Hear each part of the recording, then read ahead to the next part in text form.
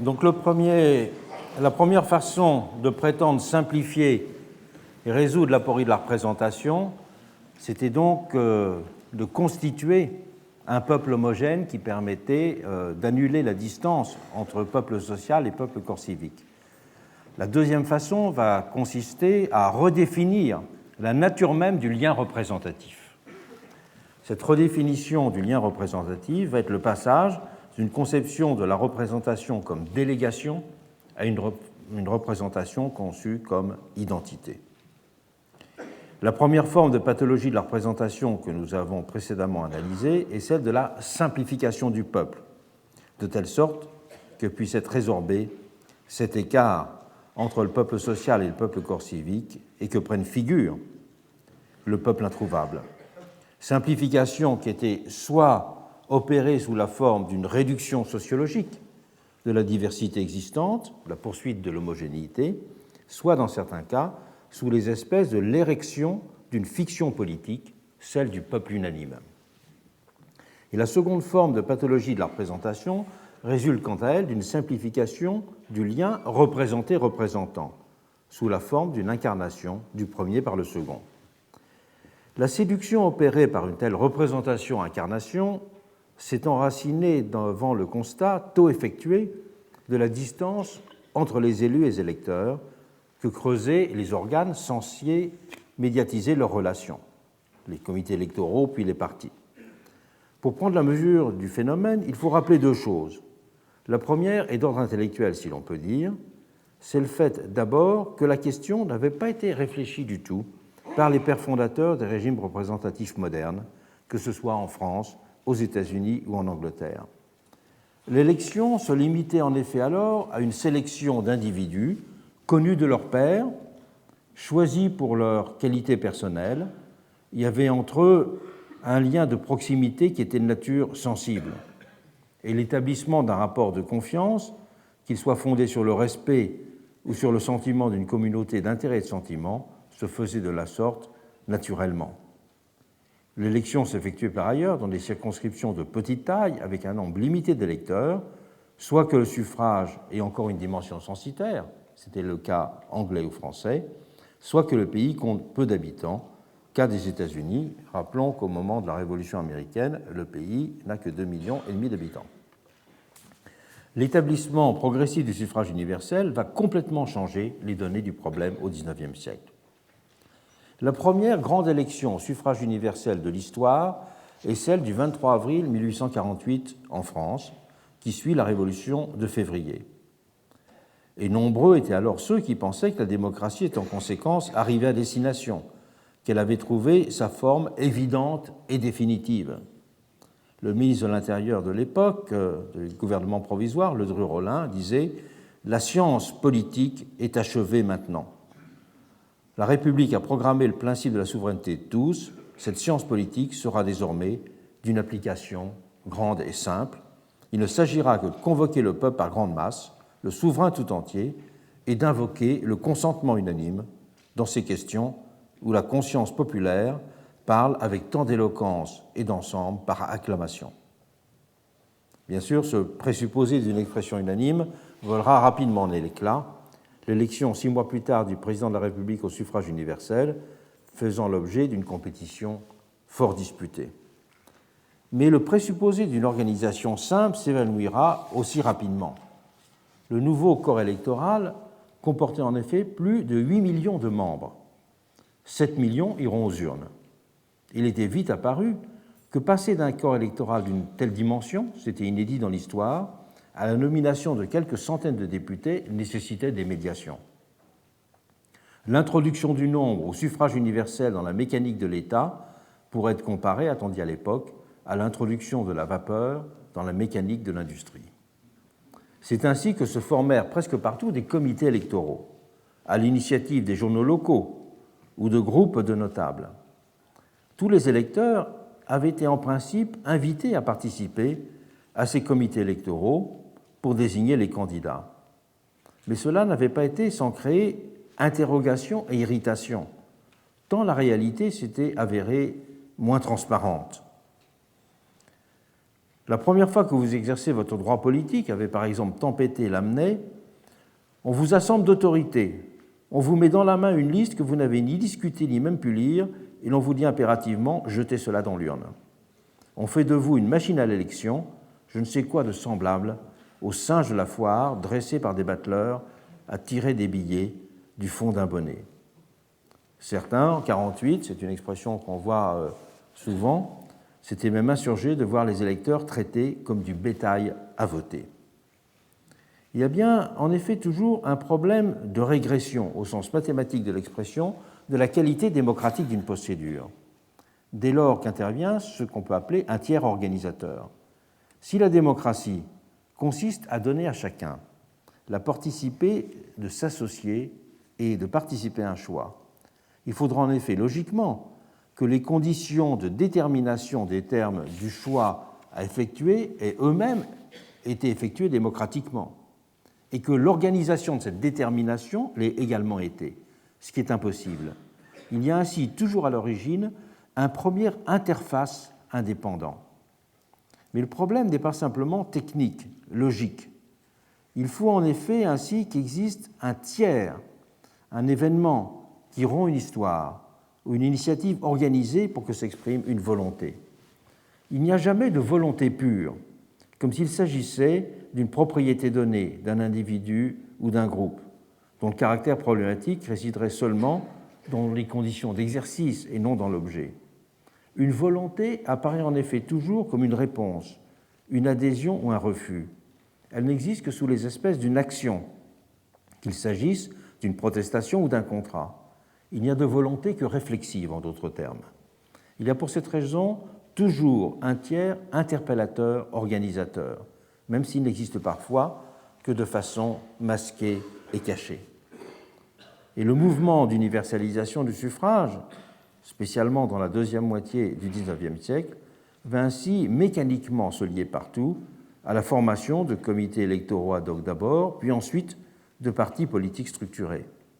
Institution à la fois devenue techniquement indispensable et simultanément accusée de tendre à confisquer la volonté générale. Institution à la fois démocratique, en participant à la structuration et à l'organisation de l'opinion et des groupes sociaux, et oligarchique, en donnant le pouvoir à des machines. La science politique naissante va d'ailleurs faire de l'analyse de leur rôle et de leur perversion son premier objet. Quelques grands classiques en sont issus, notamment le livre d'Ostrogorski, qui est le premier, La démocratie et les partis politiques, en 1902, qui, lui, a analysé les cas anglais et américains. Il a montré comment les partis sont constitués comme des machines complexes qui requièrent l'intervention de permanents et de politiciens professionnels qui finissent par se constituer en puissance autonome et parasitaire. Étudiant, lui, la social-démocratie allemande, Roberto Michels conclura qu'il existe en fait ce qu'il appelle une loi des reins de l'oligarchie dans les grandes organisations. Et parallèlement à ces travaux scientifiques pionniers de sociologie politique et de sociologie des organisations, on voit partout fleurir, à partir des années 1880, les années de diffusion du suffrage universel en Europe, une littérature satirique de dénigrement caustique qui monte en puissance et qui exprime un sentiment antipolitique et antiparlementaire à cette époque. D'où le sentiment souvent exprimé, et l'expression est partout à l'époque, d'une crise de la représentation. Les mouvements dont seront issus les régimes totalitaires exploiteront de façon systématique ce sentiment de crise de la représentation et prétendront être capables d'apporter une réponse aux apories qui la constituaient. Ils ne sont intellectuellement compréhensibles qu'en étant restitués dans le cadre donc de la critique du parlementarisme et de la démocratie représentative qui s'était déployée depuis la fin du XIXe siècle. L'œuvre de Carl Schmitt est un bon observatoire de cette évolution. Et sa pensée, qui a évolué des années 1920 aux années 30, montre bien comment s'est opéré le passage d'une réflexion interrogative, certes suspicieuse, mais interrogative, sur les transformations de la démocratie représentative, à un appel à son dépassement dans une perspective radicalement essentialiste, débouchant sur une théorie de la représentation-incarnation. Dans un de ses premiers ouvrages, Parlementarisme et démocratie, qui est publié en 1923, Schmitt a inauguré sa réflexion en instruisant le procès du parlementarisme. Mais son analyse a vite tranché avec les anathèmes habituels. S'il déplorait sans surprise, comme tant d'autres à son époque, le caractère abstrait et réducteur de l'exercice du suffrage universel, accusé de privatiser et d'individualiser la vie politique, il n'en restait pas là. L'originalité de sa démarche a résidé dans sa proposition de distinguer conceptuellement démocratie et parlementarisme. Il définissait la première, la démocratie, par la recherche d'un principe d'identité entre gouverné et gouvernant, alors que le second, le parlementarisme, n'était fondé que sur une procédure d'autorisation, ayant pour but de rendre possible une discussion ouverte entre des représentants indépendants.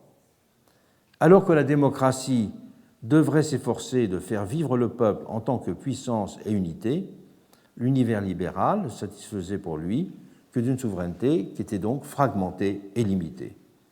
Cette distinction des deux principes d'identité comme qualité sociale et de représentation comme procédure sera systématisée quelques années plus tard dans sa théorie de la Constitution. Pour Schmitt, on ne pouvait lier les deux éléments qu'à la condition de considérer la représentation comme étant le processus par lequel l'unité politique devenait incarnée dans la figure de l'État.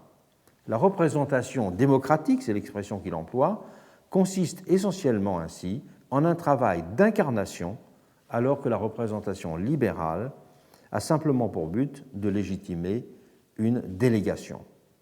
Et c'est ainsi la figure simultanée, la célébration des figures simultanées de l'homme-peuple, de l'État-peuple et du parti-peuple qui vont être au cœur de la rhétorique totalitaire. Si l'identité d'être et de race constituait pour les nazis le peuple dans son unité vivante, ce dernier n'était pas pour eux séparé de l'État, qui se donnait comme le gardien et l'argent actif de cette identité.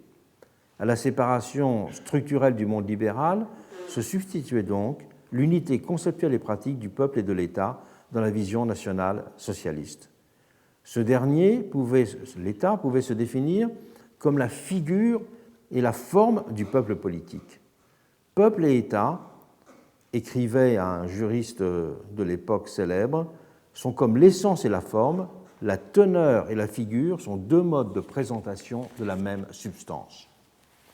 Pour s'accomplir pleinement, cette identité devait s'exprimer sous les espèces d'une action et d'une volonté immédiatement lisibles et visibles, prenant ainsi sa dimension proprement politique. C'est là que la figure du Führer jouait un rôle central. C'est en elle que se résolvait le dilemme de la représentation sur le mode d'une parfaite incarnation. C'est en lui que la puissance collective devenait réalité tangible. La volonté qui se forme dans le Führer, disait Larenz, n'est pas la volonté personnelle d'un individu, mais la volonté générale d'une communauté. Une telle volonté générale n'est pas une fiction, elle est une réalité politique qui trouve son expression dans le Führer. Ce Führer, disait un autre chantre du régime, incarne la volonté de la totalité, la loi vécue de la communauté a acquis en lui chair et sang. Tandis que Schmitt parlait de présence réelle, parlait de contemporanéité immédiate. Il y a d'ailleurs chez Schmitt toute une utilisation, une remobilisation du langage théologique pour parler de l'incarnation politique. Il suggérait la constitution d'un signe efficace sur le mode de ce que sont théologiquement les sacrements dans le monde chrétien, à savoir des signes efficaces. Et on trouvait dans le fascisme italien une approche identique. Les députés n'y étaient considérés comme d'authentiques représentants du peuple que parce qu'ils étaient issus d'un suffrage dit organisé, ce qui voulait dire qu'ils étaient proposés par les instances fascistes et appelés à être plébiscités par les électeurs. C'est, comme plus tard, sous le Second Empire, les électeurs qui étaient proposés par le régime. Et c'est la décision du parti qui faisait donc l'élection, qui n'était en fait qu'une ratification. Ce qui établissait le caractère démocratique d'une telle élection ne revêt donc que secondairement d'une qualité procédurale, qui était plutôt faible. L'essentiel résidait dans le fait que le parti disait avoir sélectionné des individus, je cite, « voisins de l'âme du peuple ». l'État était représentatif parce qu'il était en perpétuel contact avec les masses, qu'il savait en diriger les aspirations, les instruire, veiller à leurs intérêts. Et c'est en cette position fonctionnelle qu'il était véritablement populaire. C'est un État, je cite, c'est un État éminemment démocratique, en ce sens qu'il adhère étroitement au peuple, qu'il est constamment en contact avec lui, qu'il pénètre la masse par mille voies, la guide spirituellement, en sent les besoins, en vit la vie, en coordonne les activités. Et le parti était pareillement qualifié pour être le centre directeur et propulseur de toutes les activités, parce qu'il vivait la vie du peuple, en interprétait les sentiments, en formait la conscience civique. C'est ainsi sa parole qu'il l'établissait dans sa qualité. Ce parti-peuple ne pouvait là aussi se concevoir sans un homme-peuple qui en exprime de façon immédiatement sensible les qualités. Tous les grands mouvements, soulignait lui-même Mussolini, doivent avoir un homme représentatif qui puisse souffrir toute la passion de ce mouvement et emporter toute la flamme, même au prix de son sang. La pyramide de représentation qui attachait la société au pouvoir trouvait sur ce mode de l'incarnation sa garantie et sa vérité. Mussolini, résumera l'un des idéologues du régime, est, je cite, un esprit privilégié et providentiel dans lequel la pensée s'incarne et vibre sans cesse.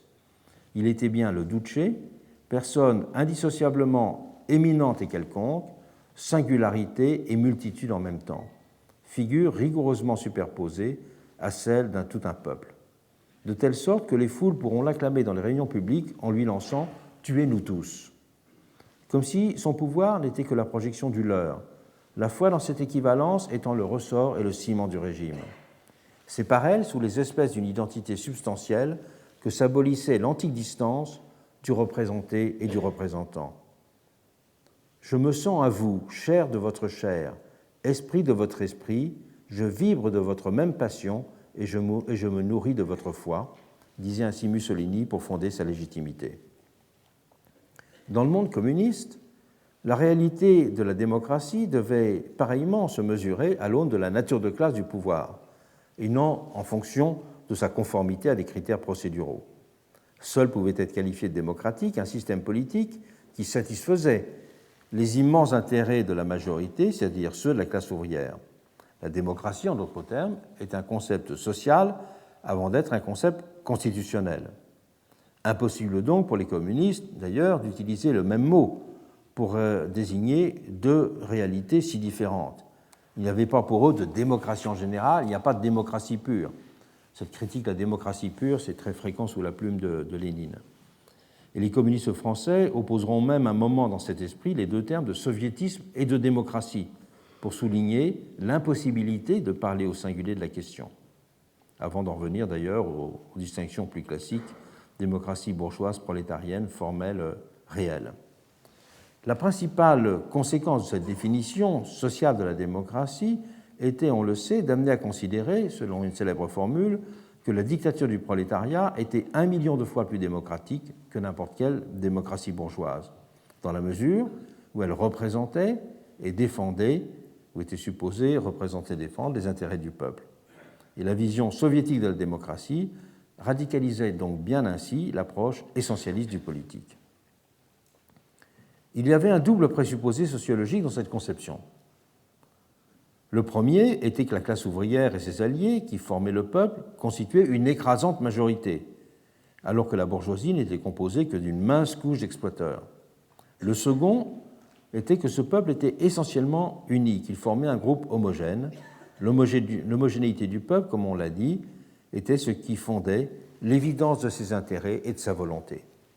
Un théoricien marxiste du début du XXe siècle, c'est Max Adler, c'est un des grands noms du marxisme austro-hongrois, allait jusqu'à écrire sur cette base que, dans le sens rigoureux du terme, un peuple n'existe même pas dans un État capitaliste. Dans le monde communiste, la volonté générale ne résultait donc pas d'une arithmétique des préférences et des opinions individuelles, prétendument exprimées de façon libre dans la procédure électorale. Elle était un fait social, une donnée historique, volonté objective d'une communauté unie et cohérente. Elle était donc d'abord susceptible d'être exprimée par ceux qui possédaient la connaissance du devenir de la société. Elle avait une dimension cognitive, objective, et ne pouvait résulter d'une entreprise mécanique et procédurale. Il n'y avait plus en effet de différence entre représentation et connaissance sociale dès lors que le peuple était véritablement un. Les positions des sujets se résorbaient alors dans ce cas complètement dans l'objectivité des situations. La vérité du tout et celle des individus se superposaient parfaitement. Les catégories d'opinion ou de préférences individuelles n'avaient plus aucune pertinence. Et il était possible de donner dans ce cadre définitivement congé à la version libérale classique qui conçoit la société comme un entrelac complexe de positions et d'intérêts également légitimes. C'est ce qui fondait aussi la justification du parti unique, en tant qu'il n'était que la forme d'une classe elle-même objectivement homogène. Lénine pouvait ainsi écrire, en 1920, « Classe prolétarienne égale parti communiste égale pouvoir soviétique ». La constitution soviétique notait d'ailleurs elle-même la force dirigeante, le guide de la société, le noyau de son système politique et toutes les organisations étatiques et sociales est le parti communiste d'URSS. Le parti communiste existe pour le peuple et sert le peuple, parce qu'il est armé de l'enseignement marxiste-léniniste. C'est cet armement de l'enseignement marxiste-léniniste, c'est-à-dire une dimension de cognitive, qui peut lui donner justement cette capacité de représentation et qui en fait le moteur de l'activité publique.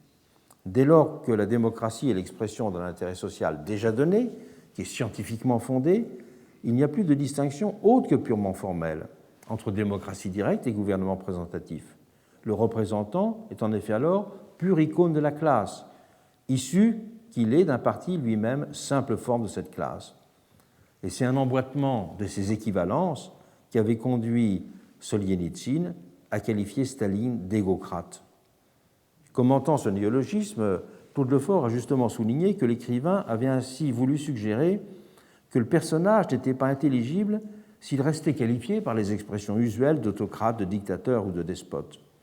Avec l'autocrate se réalisait à ses yeux fantastiquement l'unité d'une société purement humaine. Avec lui s'instituait le miroir parfait de l'un. Voilà ce que suggérait le mot égocrate.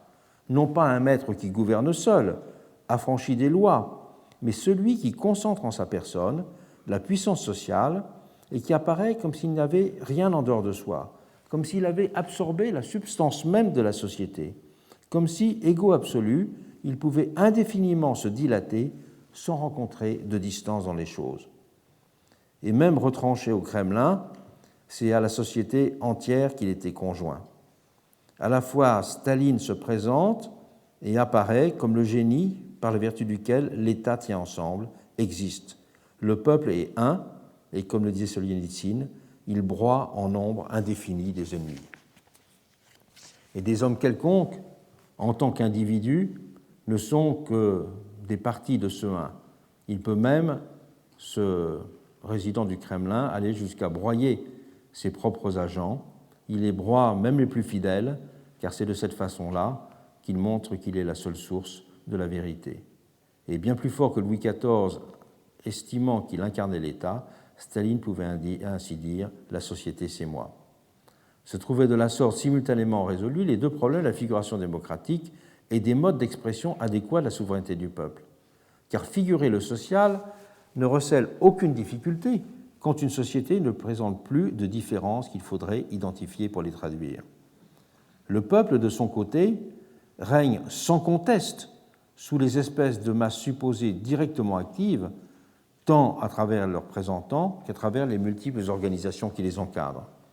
Le représenté est alors censé pleinement vivre dans le représentant. La démocratie réelle peut en conséquence prétendre accomplir la démocratie formelle et transcender leur distinction initiale.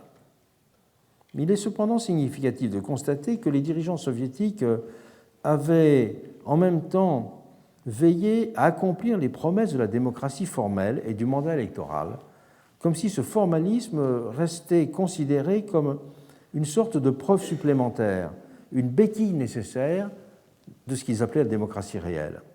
Et une grande attention sera ainsi portée constamment à l'affichage de scores électoraux quasi unanimes, comme si les chiffres devaient, pour l'opinion extérieure, redoubler le fait de la consistance effective du peuple un. Et le Parti communiste, simultanément, en Union soviétique, s'attachera à donner chair, sur le papier, à un type de mandat électoral complètement renouvelé, autant qu'à la recherche d'une correspondance sociologique entre représentants et représentés, pour permettre de donner consistance à l'idée de soviet qui reproduirait fidèlement l'image du pays. Et même dans la constitution stalinienne, le principe de révocabilité de l'élu sera organisé et garanti. L'URSS était certes présenté au premier chef comme ayant édifié un système qui donnait un contenu concret aux droits et aux libertés, puisque, disait-on, les travailleurs y disposaient d'imprimeries, de salles de réunion et d'autres facilités matérielles leur permettant d'être de véritables acteurs de la vie politique. Mais elle était aussi mise en avant dans le pays comme un ensemble qui mettait en pratique des principes jugés bafoués ailleurs d'un authentique gouvernement représentatif. On disait que les candidats étaient vraiment une sélection des meilleurs. On disait qu'ils étaient proches du peuple. On disait qu'il y avait beaucoup de réunions. On montre même dans un texte célèbre qu'il y a eu jusqu'à 82 millions de personnes qui ont participé à la discussion du programme du Parti communiste de l'Union soviétique, que 300 000 commissions ont fonctionné pour mettre en place la Constitution. C'était des réunions d'information. Mais il est frappant de voir à quel point on a voulu montrer que la quantité pouvait aussi se muer en qualité, au point que démocratie directe et gouvernement représentatif puissent prétendre se superposer parfaitement dans les faits. Marcel Cachin, fondateur du Parti communiste français, allait ainsi jusqu'à estimer, en une stupéfiante formule, qu'il s'agissait, je cite, de la seule formule connue de représentation directe du prolétariat dans son ensemble. Le fétichisme des formes et la prétention à leur dépassement allaient de pair dans la rhétorique soviétique, résolvant ainsi définitivement à leurs yeux toutes les apories constitutives du gouvernement démocratique.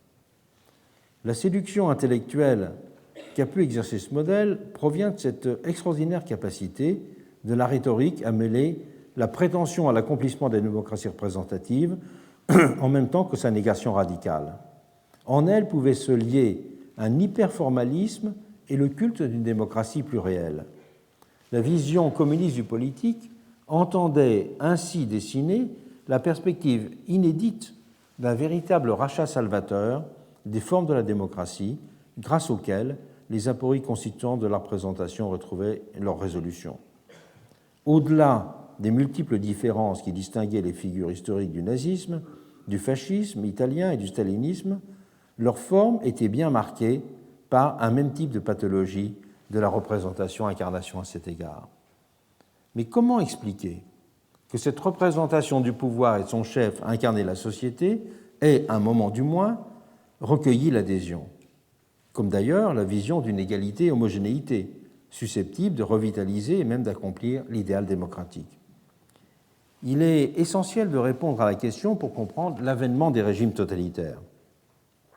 Le phénomène n'est pas simple à expliquer. Il est certes en partie l'indicateur de l'intensité des déceptions et des désenchantements de l'époque, correspondant notamment à une vraie attente de représentation. Mais il s'enracine plus profondément, me semble-t-il, dans deux phénomènes. L'efficacité sensible de la projection de l'idée de souveraineté collective dans celle de volonté d'un individu, d'une part, et l'efficacité de l'idéologie à faire d'un monde factice le monde réel, d'autre part. La représentation-incarnation donne d'abord chair à la promesse d'une volonté effective, succédant à l'amertume d'un sentiment d'impuissance. Le chef accomplissait le principe représentatif incarnatif en proposant de donner son plein effet à la puissance de la collectivité, la souveraineté devenant, à travers lui, immédiatement active. Un décisionnisme exacerbé et un sentiment démocratique de puissance collective pouvaient ainsi paraître coïncider en lui. La mise en scène de cette volonté faite chair sera, par ailleurs, au cœur de la propagande du régime. Qu'on se rappelle, par exemple, le titre donné par Leni Riefenstahl à son documentaire réalisé sur le congrès du Parti national-socialiste de 1934, qui avait pour titre « Le triomphe de la volonté ». Et le triomphe de la volonté, c'était le face-à-face d'un chef et des masses. Il y a aussi une dimension d'ordre psychologique à l'adhésion à cette croyance. elle tient à l'efficacité de l'effet de polarisation sur la volonté d'un seul, renvoyant au vieil imaginaire du monde royal. Voilà ce que disait un des théoriciens du régime sur cette efficacité de la projection de volonté. Il disait « Une volonté sans frein et sans loi interne se détruit finalement elle-même.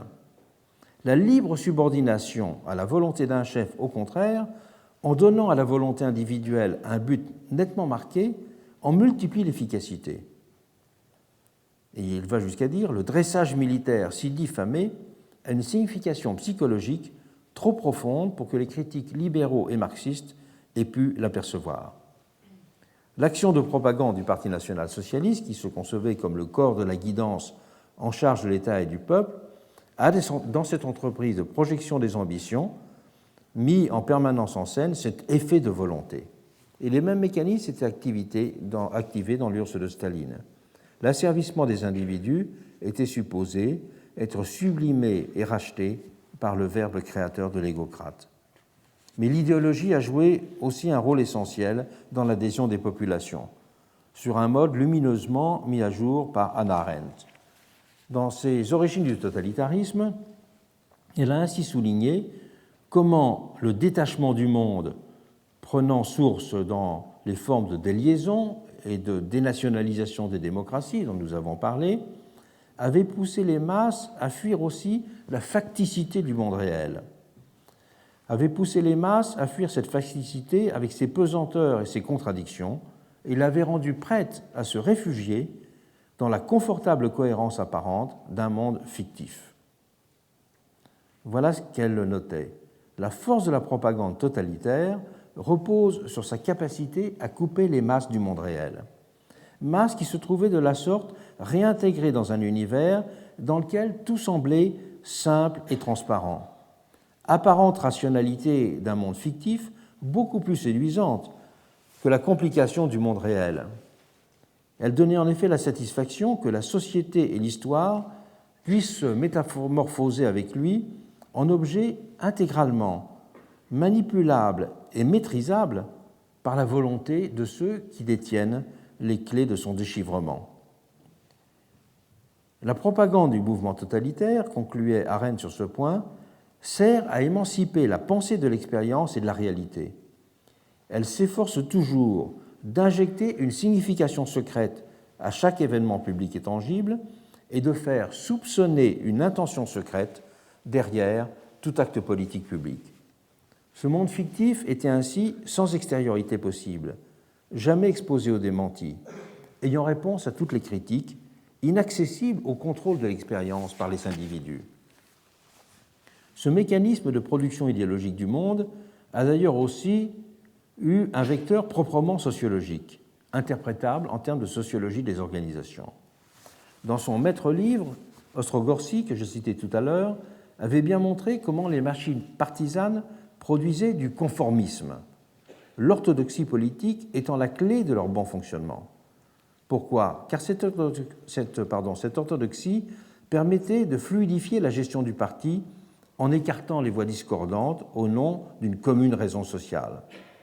Et à la même époque, un autre observateur des sociétés politiques, Augustin Cochin, avait des sociétés politiques de la période révolutionnaire en France, c'est un disciple de Taine, avait démonté le mécanisme qui conduisait ce qu'il appelait les gens de parole à l'emporter sur les gens d'œuvre, c'est-à-dire les idéologues à l'emporter sur les chefs pratiques, ce qu'il qualifiait sociologiquement d'une loi de triage des organisations, qui conduisait selon lui les organisations politiques à se couper toujours plus de la réalité.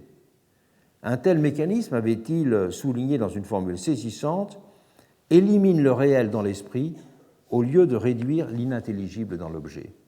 Effectivement, éliminer le réel dans l'esprit au lieu de réduire l'inintelligible dans l'objet, c'était le grand mécanisme intellectuel, je dirais, de l'idéologie totalitaire.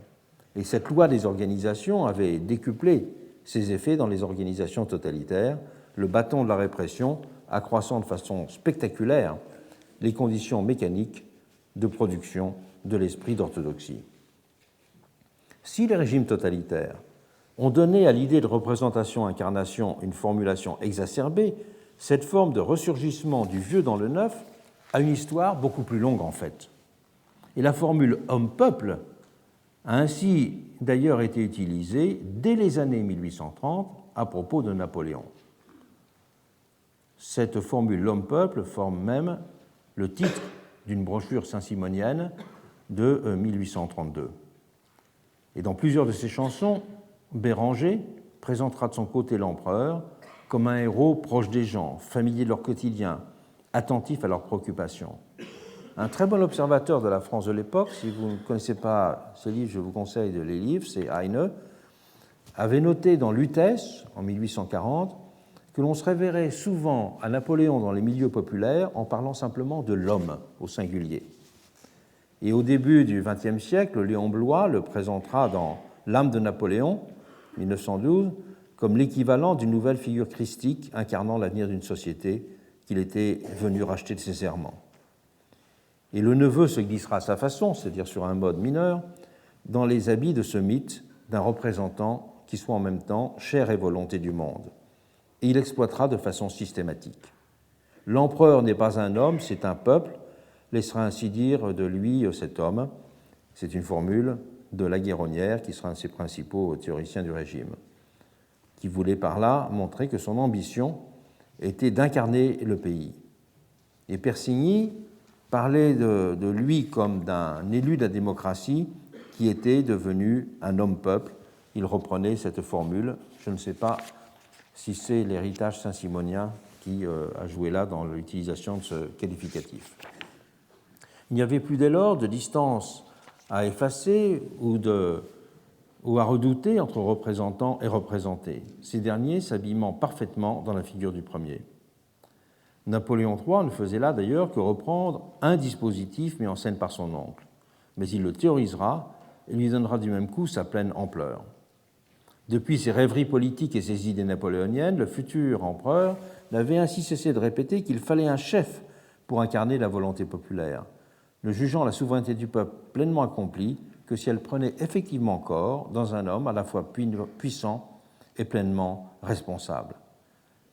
Il notait, dans ses idées napoléoniennes, l'aristocratie n'a pas besoin de chef, tandis que la nature de la démocratie est de se personnifier dans un homme. C'est une idée qu'il n'a cessé d'exposer sous de multiples formes, jusqu'à la mettre au cœur de sa monumentale histoire de Jules César, alors qu'il était très occupé, enfin il faisait aider d'un nègre bien sûr, qu'il avait tenu à rédiger dans 2 gros volumes. La démocratie confiante et passionnée, notait-il dans cette histoire de Jules César, croit toujours ses intérêts mieux représentés par un seul que par un corps politique. Il est d'ailleurs significatif de voir que l'appréhension classique du grand homme s'était effacée au XIXe siècle. L'homme exceptionnel, en tant que doté de talents spéciaux et paré de vertus individuelles admirables, purement qualifié par la distinction, a alors cédé la place à un nouveau type d'éminence, celle qui est caractérisée par une puissance d'incarnation. Le grand homme, écrivait Victor Cousin à ce nouveau sens, n'est point une créature arbitraire qui puisse être ou n'être pas. C'est le représentant plus ou moins accompli que tout un grand peuple se suscite. Il n'est pas seulement un individu. Il pouvait d'ailleurs très bien être dans cette mesure qu'un homme quelconque, pourvu qu'il possédât cette capacité.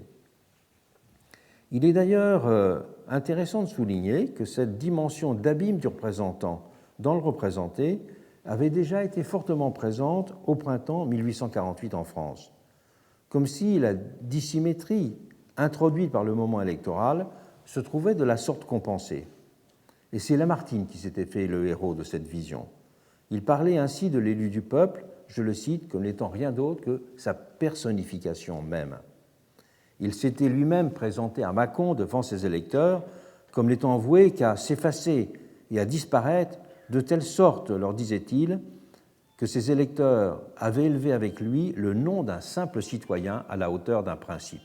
Donc le principe et l'individu s'étaient superposés en lui. Un certain nombre d'analystes ont d'ailleurs remarqué que les grands chefs totalitaires du XXe siècle ont de leur côté d'autant plus pu légitimer le caractère exorbitant de leur pouvoir qu'ils étaient des hommes sans qualité, issus de la masse, pouvant de la sorte prétendre n'en être que les instruments, n'étant que la forme visible et historique d'un pouvoir de la société sur elle-même, sorte d'icône valorisante de la multitude dont ils étaient eux-mêmes issus. Et c'est l'obscurité de leur origine qui était le gage du caractère démocratique de la toute-puissance. Cela me fait rappeler ce qui était un grand débat mené par Girardin au moment où on prévoyait l'élection du président de la République en 1851 au suffrage universel, où il disait « le vrai candidat de la démocratie devrait s'appeler multitude ». Et Napoléon III pouvait quant à lui d'autant plus se présenter et se prétendre homme-peuple qu'il cumulait à la fois une légitimité procédurale, issue des mécanismes liés au plébiscite, quasi unanime, et une légitimité substantielle procédant d'une représentation incarnation. Les leaders populistes latino-américains du XXe siècle ont aussi repris la formule « Je ne suis pas un homme, je suis un peuple ». Ces mots, souvent répétés, du leader colombien des années 1830-1820, 1930-1940, Jorge Eliezer Gaitán, ont donné le ton au populisme ultérieur sur tout le continent. Le profil du personnage, Gaitán, mérite d'ailleurs qu'on s'y arrête un peu. Il était étudiant à Rome en 1926-1927. Il effectuera sa thèse avec Enrico Ferri, un célèbre criminologue passé du socialisme au fascisme. Il deviendra le protégé de ce Enrico Ferri. Et Gaitán assistera à plusieurs reprises à des meetings de Mussolini. Il se dira impressionné par la capacité de ce dernier à dominer et à manœuvrer l'énergie d'une foule. Il étudiera même minutieusement, prenant beaucoup de notes, la gestuelle du Duce et aussi la manière dont il utilisait les variations des intonations de sa voix pour maintenir l'attention de son auditoire, les techniques qu'il reproduira dans son action politique en Colombie. Candidat du peuple, c'est ainsi qu'il se proclamait aux élections présidentielles, Gaitán, qui est à la fois anticapitaliste et adversaire de l'oligarchie et en même temps conservateur, sera assassiné en 1948. Mais depuis cette date, son nom a symbolisé l'esprit du populisme latino-américain, dans son langage comme dans son engagement anti-oligarchique, avec toutes ses ambiguïtés également. Il sera d'ailleurs admiré par Castro autant que par Perón. Perón qui entendra lui aussi se faire homme-peuple et parlera significativement de dépersonnalisation pour qualifier les desseins que la Révolution avait incarnés en lui, son individualité étant supposée s'abîmer dans celle des Argentins. Fusion dont Eva Perón se fera également l'interprète et la gardienne, allant même jusqu'à assurer que tout ce qui lui arrivait en tant qu'Evita, elle avait fait la théorie qu'il y avait à la fois en elle Eva et Evita. Eva était la compagne du président, la figure officielle, et Evita était la femme du peuple, et qu'elle appartenait, Evita, au peuple. Alors que ses ennemis lui reprochaient, par exemple, pour la discréditer dans l'opinion, ses nombreux bijoux et la richesse de sa garde-robe, elle avait crânement rétorqué dans une réunion publique, suscitant les applaudissements de la foule, « Est-ce que nous, les pauvres, nous n'aurions pas autant que les riches le droit de porter des manteaux de fourrure et des colliers de perles ?» Tout était dans ce « nous ». Plus près de nous, lors de la campagne pour l'élection présidentielle de 2012 au Venezuela, Hugo Chavez, se référant explicitement à Gaitán, n'avait cessé de marteler la formule « Quand je vous vois, disait-il typiquement, vous le rassemblez dans les meetings, quand vous me voyez, je le sens, quelque chose me dit, Chavez, tu n'es plus Chavez, tu es un peuple. Je ne suis plus effectivement moi, disait-il. Je suis un peuple et je suis vous. C'est ainsi que je le ressens, je me suis incarné en vous. Je l'ai dit et je le répète, nous sommes des millions de Chavez. Toi aussi tu es Chavez, femme vénézuélienne. Toi aussi tu es Chavez, soldat vénézuélien. Toi aussi tu es Chavez, pêcheur, agriculteur, paysan, commerçant. Parce que Chavez, ce n'est plus moi, Chavez, c'est tout un peuple. Ces formulations sont dans la continuité donc de celles de Gaitán et elles caractérisent la rhétorique populiste latino-américaine. Et dans ce cas de figure, renaissait la vieille idée tout simplement d'une représentation miroir. Car si le leader est le peuple, c'est véritablement l'idée du miroir que l'on peut reprendre. Et vous vous souvenez que j'avais indiqué dans un des précédents séminaires que l'idée de la représentation sur un mode ancien tel que l'avait défini Mirabeau, était justement la possibilité soit de l'échelle réduite, soit du miroir. Idée du miroir, d'ailleurs, qui, dans une sorte d'anecdote que le sous-commandant Marcos racontait, alors qu'on lui demandait qui il y avait derrière son visage, pourquoi il mettait une cagoule, il avait répondu à un journaliste: si tu veux savoir qui est Marcos, prends un miroir, le visage que tu verras est celui de Marcos, car Marcos, c'est toi femme, c'est toi homme, c'est toi indigène, paysan, soldat, étudiant. Nous sommes tous Marcos, tous un peuple insurgé.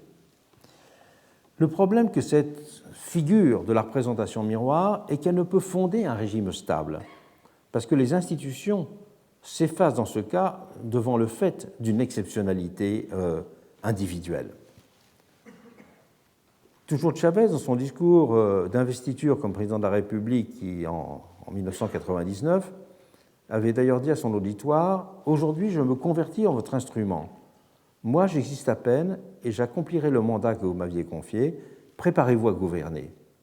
Ma vie, avait-il poursuivi, ne m'appartient pas. Ma vie appartient au peuple. S'il faut la donner, je suis disposé à la faire vivre pour que vive la patrie, pour que vive le peuple vénézuélien. Impossible de faire marche arrière. Ma vie est en jeu. » La mise en scène et la mise en forme de cette représentation-incarnation, dans le césarisme et dans le populisme, tout en présentant des caractères évidemment à chaque fois spécifiques, évidemment fort distincts de celles qu'elle revêtait dans les régimes totalitaires, participait bien cependant d'un même type de pathologie de la représentation. Et c'est là que l'opposition des figures et des formes, sur laquelle je reviendrai ultérieurement, est essentielle. C'est également vrai du modèle esquissé un moment pendant l'année 1794 par les Jacobins, mais cette fois sous les espèces d'une assemblée-peuple. Car à ce moment-là, c'est le dernier exemple que je pourrais prendre, la critique des dysfonctionnements du système représentatif avait bien conduit à voir dans l'identification du peuple au pouvoir la condition du plein accomplissement de la souveraineté. Et Robespierre, qui était connu pour avoir instruit en permanence le procès du despotisme représentatif, c'est une expression jacobine typique de 1792, avait inversé ensuite cette formule et légitimé son action en participant au contraire de l'idée qu'il y avait une fusion possible entre le peuple et cette convention étant définie comme un simple, je le cite, abrégé du peuple. Et les montagnards iront jusqu'à noter dans cet esprit qu'ils constituaient eux-mêmes, je cite à nouveau, le corps vivant de l'opinion publique. Et les métaphores de type organiciste seront d'ailleurs continuellement présentes dans les textes politiques de la période. Le comité de salut public s'adressait par exemple au comité révolutionnaire en notant « Vous êtes comme les mains du corps politique dont la convention est la tête et dont nous sommes les yeux. » C'est donc grâce à une conception de la représentation-incarnation que pouvaient à leurs yeux être surmontés, eux aussi, les apories originaires du gouvernement représentatif. Robespierre, a-t-on justement noté, a mythiquement réconcilié de cette façon la démocratie directe et le principe représentatif, en s'installant tout en haut d'une pyramide d'équivalence dont sa parole garantissait, jour après jour, le maintien. Il était, lui, le peuple dans les sections, le peuple aux Jacobins, le peuple dans la représentation nationale. Et c'est cette transparence entre le peuple et tous les lieux où l'on parlait en son nom qu'il fallait en permanence, pour lui, instituer, contrôler, établir comme la condition de légitimité du pouvoir. Et c'est ce qui lui a permis de lancer à la veille du 31 mai 1793 « J'invite le peuple à se mettre dans la Convention nationale en insurrection contre tous les députés corrompus ». Se mettre en insurrection à travers les représentants, c'est évidemment la formule la plus audacieuse pour parler de fusion entre les représentés et les représentants. Et au cours du débat constitutionnel de juin 1793, un ensemble de députés montagnards s'écrieront d'ailleurs en se tournant vers l'Assemblée « C'est là qu'est le peuple », en désignant les bancs sur lesquels ils étaient assis. C'est cette prétention à l'incarnation qui nourrira, c'est un épisode peu connu mais très intéressant, qui nourrira la rumeur selon laquelle Robespierre aurait voulu se faire roi. Cette rumeur selon laquelle Robespierre avait voulu se faire roi, qui était analysée très longuement par Bronislav Bajko, dans un texte qui s'appelle Robespierre roi ou Comment sortir de la terreur, publié dans son ouvrage Comment sortir de la terreur, est très intéressante, car cette rumeur montre qu'il y avait à l'époque une façon de ne pas comprendre qu'il y avait dans le monde moderne bien d'autres façons de faire ressurgir l'ancien dans le nouveau. Comme s'il eût fallu que Robespierre ait l'idée de se faire roi pour comprendre sa prétention à l'incarnation, comme s'il n'y avait pas d'autre voie que d'agiter le spectre de l'antique figure du monarque pour penser la critique de la représentation-incarnation et stopper, dans le cas d'espèce, la marche implacable de la terreur, comme s'il était impossible de le faire à l'intérieur même d'une théorie de la démocratie. Un siècle plus tard, Gambetta dira qu'en France, tout bon démocrate doit être l'ennemi des personnalités excessives. Le problème est que cette vue prudentielle n'était pas véritablement fondée et argumentée. Elle reposait sur le rejet du Second Empire. Et on verra à nouveau des formules de même nature prononcées après mai 1958, quand les républicains évoqueront le danger de dictature en évoquant la figure du général de Gaulle. Mais dans tous ces cas, c'est toujours des personnes qui ont été accusées de vouloir fomenter des coups d'État et jamais une figure pathologique de la démocratie à l'œuvre qui était analysée pour être correctement critiquée. On peut dire, là encore, que si l'âge des totalitarismes est derrière nous, la constitution d'une figuration positive de la démocratie reste devant nous.